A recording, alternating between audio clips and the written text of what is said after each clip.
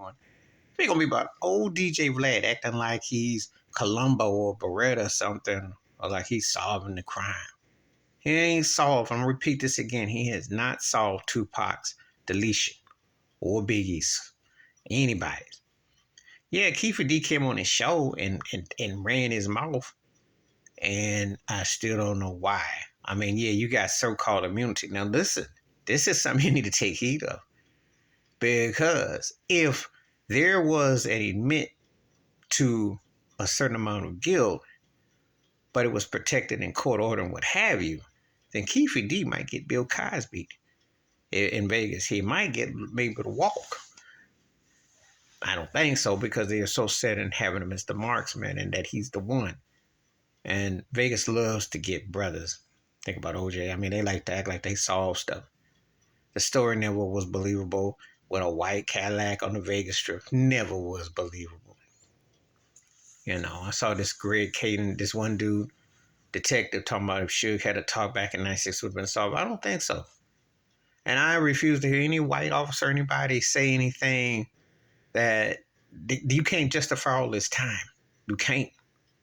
Because the industry is involved in it. And it's $1 billion industry with Pac's name, Biggie's name, and Suge and Puff. Yes. All the parties involved, Clive Davis, Jimmy Iovine, everybody's in on it.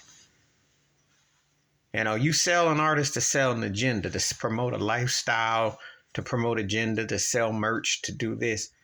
And then all of a sudden you go, who, not me? What did I do? You know, hocus pocus trick.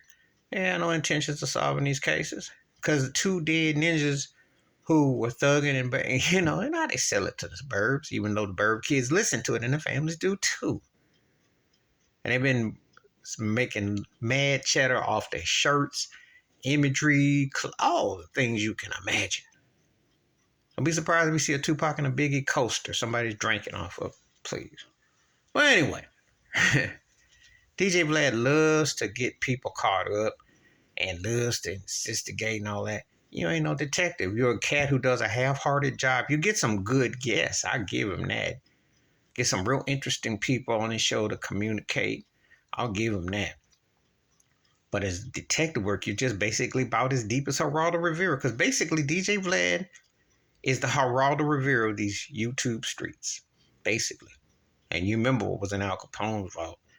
That's basically what DJ Vlad's interview skill set is like. Because I listen to some of the stuff he be asking people, and he's either trying to get them sold up, or he just is clueless about his subject matter, which he's been called out on quite a few times, just not doing his homework. But people don't hold him to those kind of standards because he's this Russian cat who connected, hit big, and I ain't a hater on the one making a move on these streets.